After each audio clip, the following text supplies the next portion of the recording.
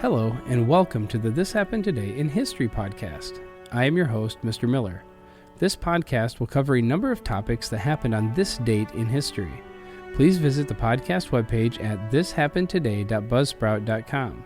There you can download the notes page, which will help you organize the information as well as develop your own ideas on how these events change the world around us. If you're interested in hearing more, please consider subscribing so you will not miss out on what happens tomorrow in history. Today is July 25th. Louise Brown doesn't mind if you call her a test tube baby, but I prefer IVF since there weren't any test tube evolved, she says with a laugh, gesturing to the large glass jar in which she started her life. That jar is now displayed at the Science Museum in London because exactly 40 years ago, Wednesday, Louise Brown became the first person to be born after being conceived outside the human body through in vitro fertilization or IVF. Her embryo was taken from the jar, called the desiccator, and transferred into her mother Leslie's womb. 9 months later, Louise arrived, and so did the world's media. Hordes of reporters representing outlets from U.S. to Japan descended on a small southwestern English town of Oldham, determined to bear witness to what time then called the most awaited birth in perhaps 2,000 years. The mood before the birth was tense. British scientist Robert Edwards and his gynecologist colleague, Patrick Steptoe, had been working toward it for more than a decade. Edwards had first fertilized an egg outside the womb in 1969, later calling on Steptoe to help him refine the technique for people. The pair had attempted implantation in 282 women. 5 had become clinically pregnant, but none had so far have given birth to a live baby. Alongside Jean Purdy, the world's first embryologist, an essential but often forgotten member of the team, Edwards and Steptoe worked under secretive conditions, owing to intense competition between fertility researchers and opposition from religious groups and the public. When the big day came, doctors filmed the cesarean section in order to capture Leslie's damaged fallopian tubes and prove to the public that Steptoe and Edwards' claims were not a hoax. Some were critical of Leslie and her husband John for making their daughter's birth so public. By turning the birth of their daughter into a media event, the Browns have degraded and institutionalized the child, and for that act, not for their act of medically assisted birth, the Browns should be viewed as symbols of the degeneration of Western morals. Time reader Grant Parsons of Ann Arbor, Michigan wrote in after the magazine reported the news of Louise's birth. My parents didn't have a choice about making it public, Brown tells Time. If they didn't, they would have had people asking, why can't we see her? What's wrong with her? Steptoe and Edwards needed the birth to be public, Brown says. Had there been anything at all wrong with me, it would have been the end of IVF. Brown says that though her mother was a private person, she would have done anything for Steptoe and Edwards because she was so grateful. Not long before Mom passed away, she said without IVF she wouldn't have anybody left in the world, says Brown. Even up to her last days, she was so proud of who she was and what she did. The medical pioneers later became like Louise's grandparents when she got pregnant with her first child and wrote to Bob to tell him before anyone else. She now lives a very normal life in southwestern England, working for a freight company in Bristol, living with her husband and 2 sons.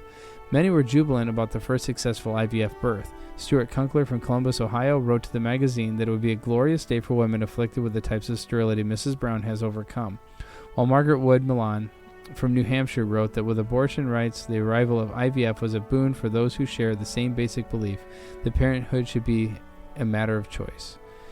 Others were terrified of what Louise would mean for humanity. Religious groups were opposed to the idea of playing God with reproduction into a process in the course of which many embryos often died. But even secular society found the idea alarming. Newspapers and readers made regular comparisons to Aldous Huxley's 1934 novel Brave New World, in which natural sexual reproduction is banned and humans are grown in labs through the process similar to what happened before the embryo was placed inside Leslie's womb. We're on a slippery slope, a British geneticist, Robert J. Berry, told Time in 1978. Western society is built around the family. Once you divorce sex from procreation, what happens to the family? So far, the family seems to have done all right. In the years after Louise Brown's birth, the number of women undergoing IVF grew slowly, with the first baby born through the treatment in the U.S. in 1981. The 40th IVF baby born in 1982 with Louise's sister Natalie.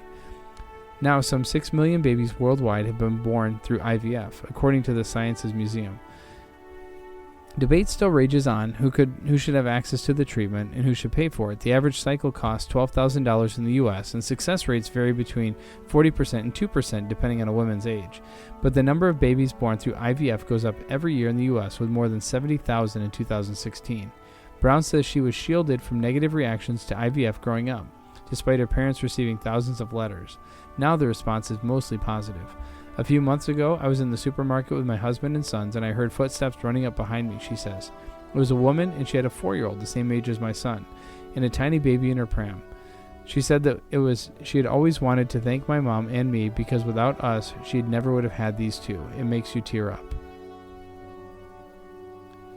And then on July 25th, 1943, Benito Mussolini, fascist dictator of Italy, was voted out of power by his own Grand Council and arrested upon leaving a meeting with King Vittorio Emanuele, who tells Il Duce that the war is lost. Mussolini responded to it all with an uncharacteristic meekness. During the evening of July 24th and the early hours of the 25th, the Grand Council of the fascist government met to discuss the immediate future of Italy. While all in attendance were jittery about countermanding their leader, Mussolini was sick, tired, and overwhelmed by the military reverses suffered by the Italian military. He seemed to be looking for a way out of power.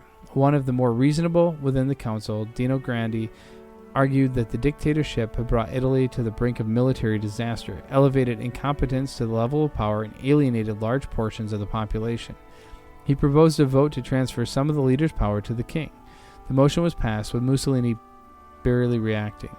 While some of the extremists balked and would later try to convince Mussolini to have those who voted with Grandi arrested, Il Duce was simply paralyzed, unable to choose any course of action.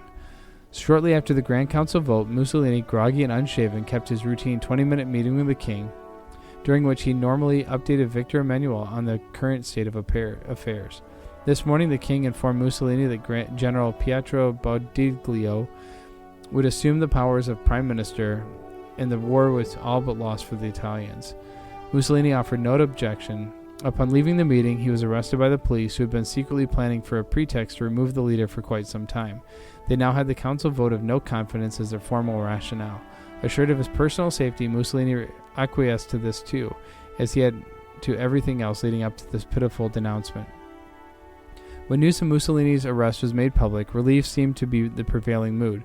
There was no attempt by fellow fascists to rescue him from the penal settlement on the island of Ponza to which he was committed. The only remaining question was to whether Italy would continue to fight alongside its German allies or surrender to the Allies.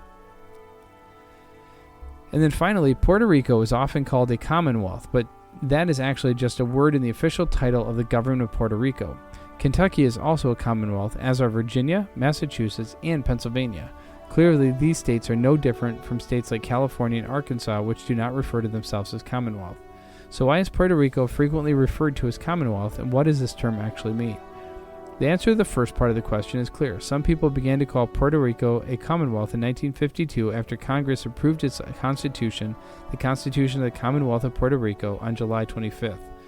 At that time, the Congress was explicit that its gift of local power did not lessen federal control over the island or change its status as a territory.